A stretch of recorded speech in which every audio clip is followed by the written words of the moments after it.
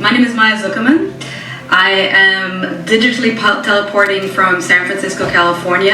I apologize that I can't be with you today, but wanted to send some of my ideas your way. You know, this is all opinions that I have written about and created, and I wanted to share it with you today. So I'm really excited to be part of Learn, Do, Share Warsawa. I actually was part of an earlier DIY days, which was kind of like the precursor to Learn, Do, Share a few years back, and I'll talk a little bit about it in a second. But a little bit about myself. I always find it kind of hard to describe exactly what I do. My quote-unquote job titles are transmedia producer, culture hacker, and emerging tech aficionado. What it really means is I do a lot of things. I produce for multi-platform. I've done film, animation, video games, interactive. I'm getting into VR. I'm very interested in AR. I've produced numerous events around where storytelling meets technology, hackathons, startup weekends, 2 conferences called HardwareCon. I'm also part of the group that's going to bring a conference called Clean Tech Open and a lot of other things. But really what I do is I create narrative ecosystems and I bridge cultures. That's really, if you really look at it and break it down, this is what I do.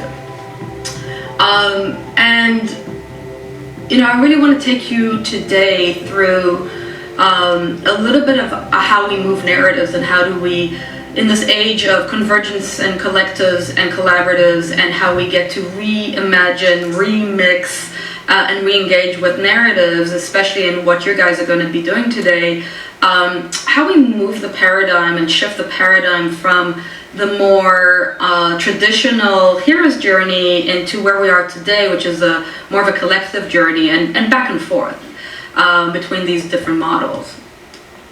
So this whole conversation came to be, you know, the idea of breaking away from the hero's myth and into the collective journey started with a series of conversation between 2 amazing mentors, Jeff Gomez of Starlight Runner, and Joe Bro of the Collective Evolution Society.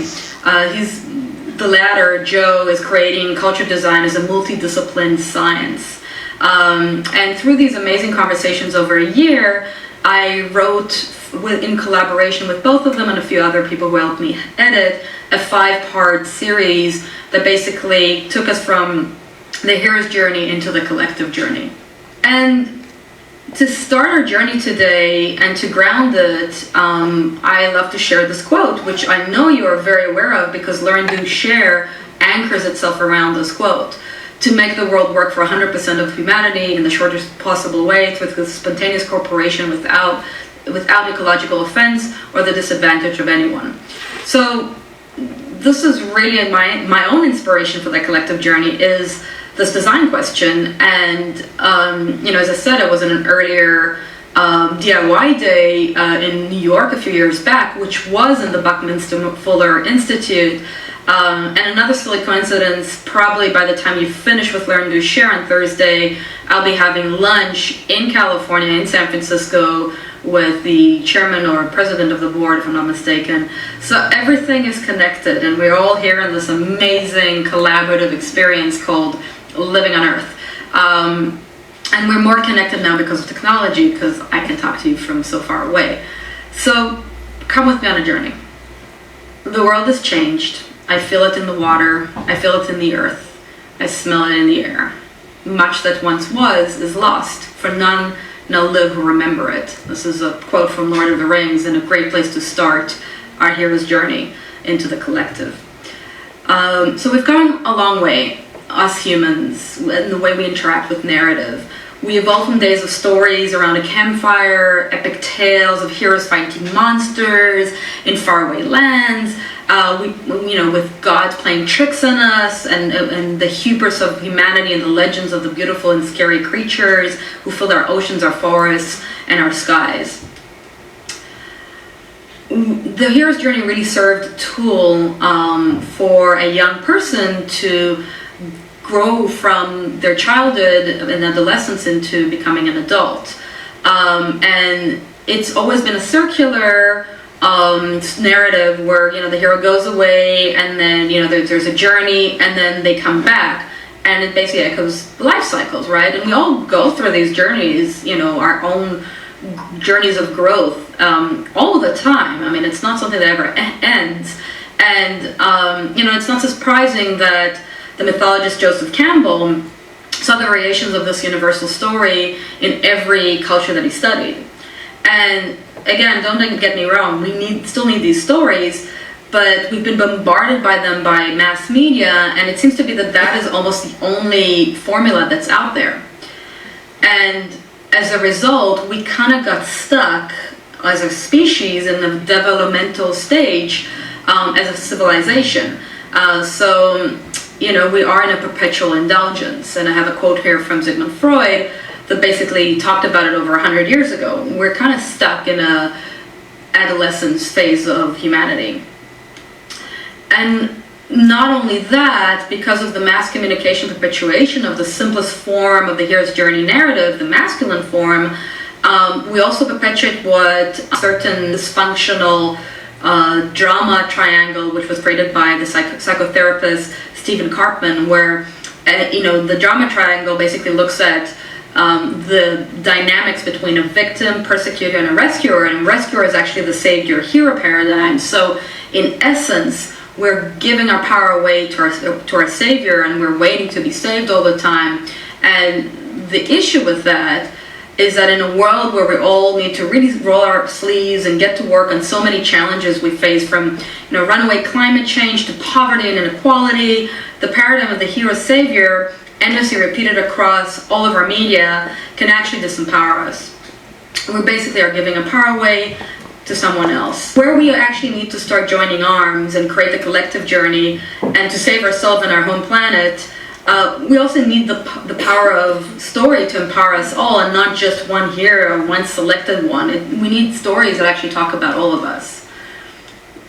And one of the biggest criticisms of Joseph Campbell's hero's journey was its masculine focus. Gender disparity is a global issue. I believe it starts with our human narrative that has been predominantly male over a few millennia. The dominance of this male patriarchal narrative has been, in my opinion, leading us to economical and ecological predicament that is facing us as a species. We're talking global. You know, we see it manifest in smaller local areas, but I think it's really going more globally. The gender journey is an emotional, not cerebral one. It's a journey of transformation. The power of the feminine is about transforming nothing into something. The heroine does not need to leave the old world. She can smash the hero's world, transforming the old world into the next evolution. So really, when we looked at a more diverse journey, when we look at male, female, and any other genders that are emerging in our reality right now, we have many more than two in the paradigm, and I know I do live in San Francisco. We're more open-minded here, but I think this is something that we are observing happening everywhere in the world. So we definitely see that our protagonists, and I'm using the word protagonist and not hero, because hero is an archetype. Protagonist is the center of your story, right? They don't need to leave the ordinary world. They don't need to fall into the belly of the beast and meet the mentor and use weapons. And they can, they might choose to use their wits. They might choose to use community to grow together and to start creating nonlinear narratives and to fight an antagonist and create these narratives that make the old one obsolete. So the question is, how do we start examining these bigger narratives? Well, shall we jump into the future for a little bit? Like far, far, far out there in the future? So imagine this scenario. The human race has made its first contact with an intelligent alien civilization.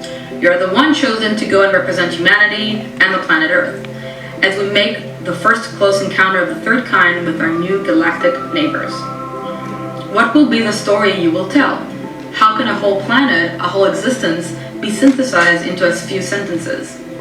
The narrative of humanity and the Earth as one system can be referred to as the meta-narrative. The meta-narrative can be viewed as a synthesis of all stories, experiences, history, ideas, beliefs of all humanity. It is comprised of the narratives of all who ever lived. It is not so much a single narrative as it is an intertwining of all narratives reaching from the dawn of humanity and stretching to our destiny. It is really the essence of what it means to be human. So the meta-narrative is really what one of us is going to say in that distant future to this meeting this new alien race. That person would basically say, I speak for the earth and I speak for humanity. So what really is a human narrative? Is it just a note on an eternal galactic symphony? Why do we need such narrative besides talking to a hypothetical alien race? Like, why is this important? Why am I even bringing this up? Why am I taking you out there to science fiction and really kind of a little bit, not mainstream ideas? So the truth is that whereas as a species, humanity is changing in a really, really rapid pace. The old myths and journeys do not always fit in our ever-shifting realities. We're living in a different world from our ancestors, facing very different challenges. Our civilizations are moving towards a global one. The old myths do not recount or prophesize how we engage humanity as a whole. We don't have a hero's journey that tells the trials and tribulation of a collective diverse people. Furthermore, that is true that one hero is seldom due to how a collective might set out on their journey. With a group of people, there are so many variables, archetypes, personalities, and story arc. The collective journey is a non-linear, multi-platform physical and digital experience and or story of several diverse people, groups, tribes, cultures, networks, coming together for a higher purpose and a common cause. By the way, this piece is called A Prayer for Earth by Cameron Gray, beautiful visionary artist. Really one of the biggest changes that has happened to us and why the collective journey is something that is definitely new and not hearkening back to the way we spoke and were in the tribal times. This is something very new. And the reason for it is twofold. One, we have this crazy technology that we can beam ourselves digitally across the world, have communication and conversations with anywhere in the world, with anyone and anywhere in the world. And also the other thing is the changed perspective that we have on ourselves. And where it really started is between the years 1968 and 1972.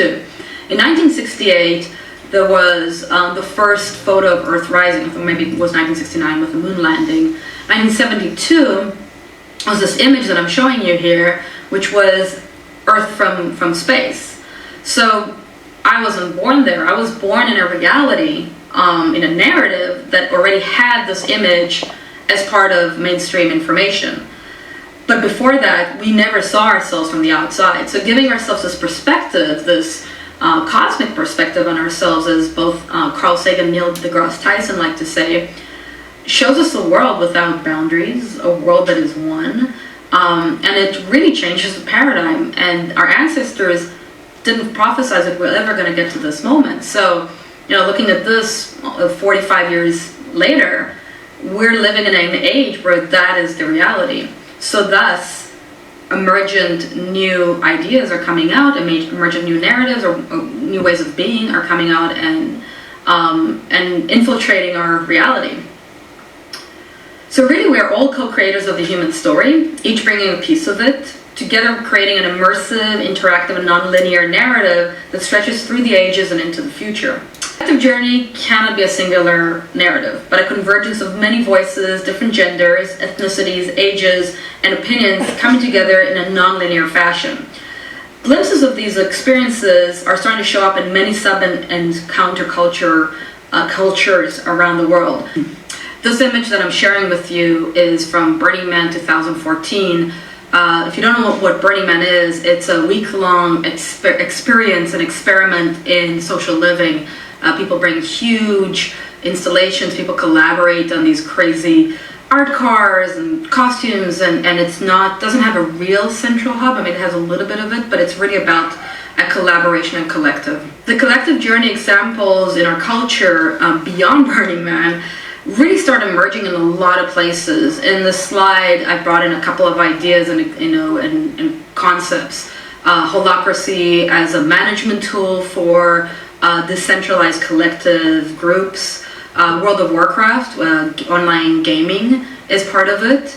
On the left there's another festival, Boom Festival, but festivals around the world, music festivals, art festivals are part of these collective experiences that are happening, and people finding their humanity in these festivals. In the middle, on the top there, you see an image from Occupy movement, and of course the Guy Fawkes mask that has been taken on by the collective of Anonymous. At the bottom you see hackathons, of course hacker spaces are all part of that emergence.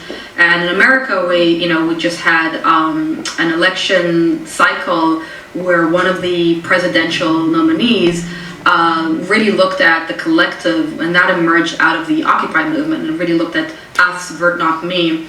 And of course the Maker movement, which is all about collaboration and really creating an emergent collective for creation of products, ideas, and goods. So this is my model for the collective journey. The collective is formed by the assembly of different archetypes coming together at a certain moment in time, empowered by their own journey, with each individual bringing their own personal gifts to a higher cause. It's a fluid, multi-dimensional, complex system which is ever evolving. So to kind of understand what I'm talking about, if you can see around the circle, you can actually see that I have names of different archetypes. This is a suggestion, so for 8 different archetypes.